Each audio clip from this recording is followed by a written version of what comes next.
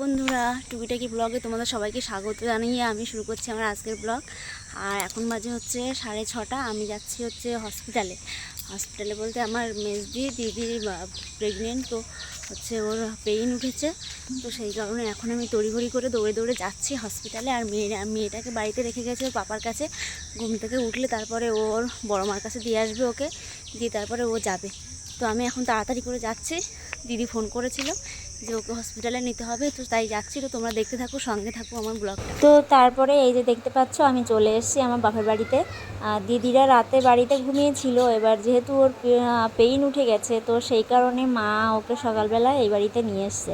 তো আমিও সেই খবর শুনে আর দাঁড়াতে পারলাম না বাড়িতে। আমি ভাবলাম যে আমার মেয়ের বেলায়ও সবাই ছোটাছুটি করেছিল, তো আমারও যাওয়া উচিত। তো সেই কারণে আমি মেয়েটাকে ওর পাপার কাছে রেখে সকালবেলা খুব তাড়াতাড়ি হাত মুখটা ধুয়ে জামা কাপড় পরে চলে এলাম।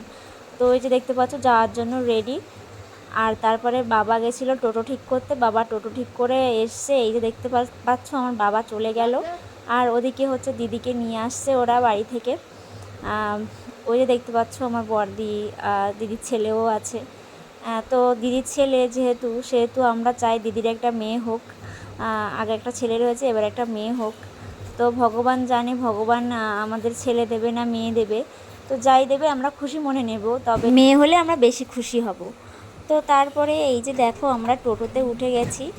আর টোটোর ওই সাইডটাই বসিয়ে দিয়েছি মাকে আর দিদিকে। দিদির যেহেতু পেট ব্যথা করছে প্রচণ্ড পরিমাণে, তো সেই কারণে দিদিকে ওই সাইডটায় দিয়েছি আর আমি এই সাইডটায় বসেছি। আর বাবা বসেছে সামনে। তো যাচ্ছি হচ্ছে আমি, মা, বাবা আর দিদি।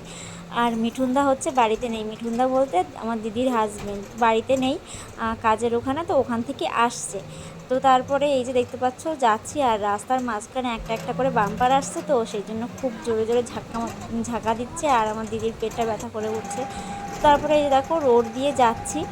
আর রোডে কত মানে সকাল সকাল যাচ্ছি, তো এখন রোড অনেক ফাঁকা। যদি যত বেলা যাবে বিকেল হবে তত মানে হচ্ছে ভীষণ জ্যাম হয়ে যায় আমাদের যশোর রোডটা। তো এই যে দেখতে পাচ্ছ যাচ্ছি আর প্রায় চলেও এসেছি। আর তোমরা তো দেখতে পেলে না আমার মাম্মামকে যে ডাক্তারের কাছে দেখায়, সেই ডাক্তারের চেম্বারটাও রেখে আসলাম। আর এই যে হসপিটালেও চলে এসেছি। হসপিটালের প্রথম গেটটা মানে আমাদের বাড়ি থেকে যেতে হসপিটালে প্রথম গেটটা কিন্তু রেখে এসেছি। আর হসপিটালে দেখতে পাচ্ছ কত বড় বড় বিল্ডিং হচ্ছে, কারণ আমাদের বারাহাত হসপিটাল হচ্ছে মেডিকেল কলেজ অ্যান্ড হসপিটাল হবে। তো সেই কারণে বড় বড় বিল্ডিং হয়ে যাচ্ছে, বড় বড় মানে অনেক 7-8 তলা করে করে বিল্ডিং হয়ে যাচ্ছে। তারপরে এই যে আমরা প্রায় চলে এসেছি হসপিটালের মেইন গেট দিয়ে কিন্তু আমরা ঢুকছি। তো আমরা কিন্তু সোজা চলে যাব এমার্জেন্সিতে। আসলে এমার্জেন্সিতেই রুগীকে আগে নিয়ে যাওয়া হয়, ওখান থেকে দেখে তারপরে যার যার সমস্যা সেই সব ওয়ার্ডে দিয়ে দেয়। তো এই যে আমরা কিন্তু প্রায় পৌঁছে গেছি। আর তোমাদের সাথে শেয়ার করছিলাম আমি সব কিছু, যে আমাদের বারাহাত হসপিটালটাও তোমাদেরকে দেখালাম। তো তারপরে এই যে চলে এলাম। দেখতে পাচ্ছ কত মানুষজন। এরা কিন্তু সবাই রাত জেগে এখানে বসে থাকে, অনেকে ঘুমায়, অনেক দূর দূর থেকে আসে। আমাদের বারাহাত হসপিটাল যেহেতু সরকারি হাসপাতাল, তো এখানে সবাই আসতে চায়। আর আমার দিদির যেহেতু ফার্স্ট টাইম নর্মাল ডেলিভারি, তো এবারও নর্মাল ডেলিভারি করার কথা বলছিল। যদি না হয় তাহলে হচ্ছে সিজার করবে, বাইরে বের করে নিয়ে সিজার করবে। তো ডাক্তারের সাথে সেভাবে কথা হয়েছে আমাদের। তো তারপরে এই যে আমরা চলে এলাম এমার্জেন্সিতে আসার পরে বাবা টোটোওয়ালাকে কি টাকা সব মিটিয়ে দেওয়ার পরে আমরা এবার চলে যাচ্ছি এমার্জেন্সি যে মেইন জায়গাটায়, ওখানে সব কিছু ফর্ম ফিল আপ করতে হয়, সেখানে যাচ্ছি। তো এই যে এখানে কিন্তু আমার মাম্মাম যখন অসুস্থ ছিল তখনও কিন্তু ওকে আগে এখানে এমার্জেন্সিতে আনা হয়েছিল। তো দিদি হাঁটতে পারছে না, তো তারপরেও হাঁটতে হবে ওকে, যেহেতু নর্মাল ডেলিভারি আর সরকারি হাসপাতাল। তো সেই ভাবে কিন্তু ট্রিটমেন্ট হবে না, যে আমরা নার্সিংহোমে যতটা ভালোভাবে আদর যত্ন পাই সরকারি হাসপাতালে কিন্তু তার কোনো কিছুই হয় না। আর আমাদের হসপিটালটা আগের থেকে একদম চেঞ্জ হয়ে গেছে। আর সেই রকম ভালোভাবে যেন ট্রিটমেন্ট হয় না, বিশেষ করে প্রসূতি মায়েদের আমি আজকে যা দেখলাম। তো তারপরে আমার দিদিকে আমার মা নিয়ে গেলে আমি আর আমার বাবা থেকে গেলাম বাইরে। মা হচ্ছে দিদিকে নিয়ে যাচ্ছে ভিতরে, যে প্রসূতি বিভাগ যেখানে আছে সেখানে নিয়ে যাচ্ছে। তো ওখানে নিয়ে যাওয়ার পরে ডাক্তার দেখবে, দেখে তারপরে বলবে যে বেবি আজকে হবে কি কদিন পরে হবে সেটা বলবে। তো মা আর দিদি চলে গেল। চলে যাওয়ার পর আমি আর আমার বাবা থেকে গেলাম এখানে বাইরে। এই যে দেখতে পাচ্ছ এখানে এমার্জেন্সিতে এখানে কিছু ফর্মের ফিল আপ ছিল, কিছু কাজ ছিল, তো সেই জন্যে বাবা আর আমি থেকে গেলাম। আর মিঠুনদা যেহেতু এখনও আসেনি, আর আমার দাদাও বাড়িতে ছিল, কেউ বাবা আর আমি শুধু ছিলাম এখানে। তো এখানে সব ফর্ম ফিল আপ করে তারপরে নিয়মকানুনগুলো তো মানতেই হবে, নিয়মকানুন না মানলে তো হবে না, যেহেতু একটা বাচ্চার ব্যাপার। তো তারপরে সেখান থেকে ফর্ম ফিল আপ করে এই যে চলে এলাম। এখানে হচ্ছে প্রসূতি বিভাগ এইটা। তো আমি ভিডিও করেছি, সেটা কেউ দেখেনি, লোকজন ছিল না বলে আমি ভিডিওটা করেছি, দেখলে আমাকে ভিডিও করতে দিত না। তো যাই হোক ভিডিওটা করেছি চুরি করে বলতে পারো, চুরি করেও আবার নাও বলতে পারো, কারণ আমি লোকজন ছিল না, লোকজনের সামনে আমি ভিডিও করিনি, পিছনে করেছি। তো যাই হোক তারপরে বাইরে চলে এলাম। বাইরে চলে আসলে এই যে বসে আছি আমরা, আর আমার মায়ের হাতে যে কার্ডটা দেখতে পাচ্ছ না, ওই কার্ডটা ছাড়া কিন্তু ভিতরে প্রবেশ নিষেধ। তো হসপিটালের পরিবেশটা কিন্তু খুব সুন্দর, গাছপালা দিয়ে খুব সুন্দর, কিন্তু কী বলবো, প্রসূতি মায়েদের যে ট্রিটমেন্টটা দরকার, যে ভালোবাসাটা দরকার, সেরকম আমি দেখলাম না। তো আমার যেহেতু নার্সিংহোমে হয়েছিল, তো সেই কারণে হয়তো আমার অন্যরকম মনে হলো, হতেই পারে।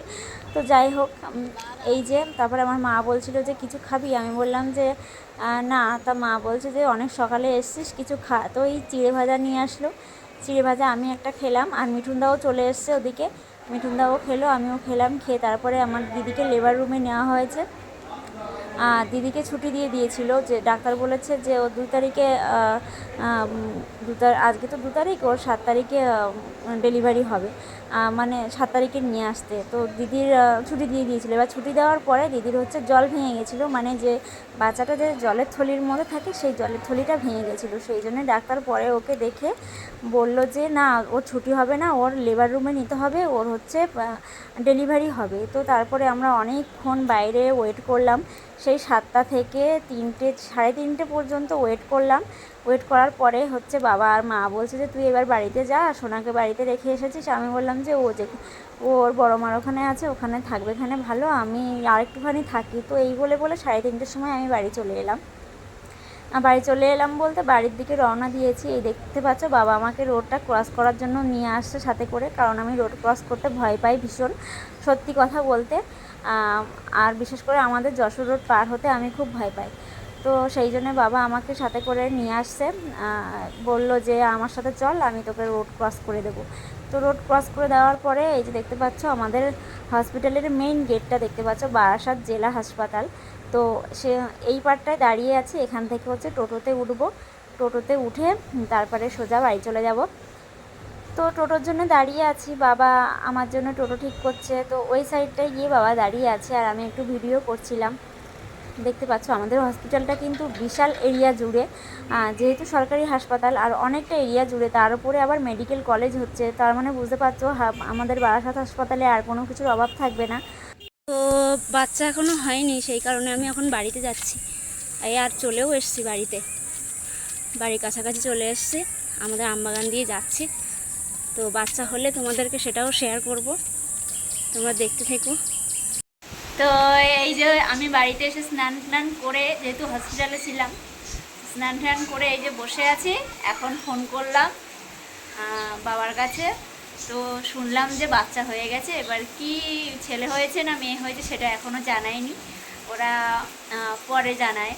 তো আমিও জানি না, যেহেতু সেহেতু তোমাদেরকেও জানাতে পারছি না। তো পরের ভিডিওটাতে তোমাদেরকে আমি অবশ্যই জানাবো ছেলে হয়েছে না মেয়ে হয়েছে।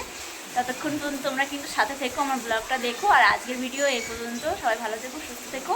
কারণ হচ্ছে সকালবেলাতে আমি এখনও না খাওয়া, 4টে বাজে, সকালবেলার দিয়ে না খাওয়া। বাড়িতে এসে দেখি আমার বর রান্না করেছে, ডিম রান্না করেছে, এবার আমি ভাত খাবো। ততক্ষণ পর্যন্ত টাটা, সবাই ভালো থেকো, সুস্থ থেকো।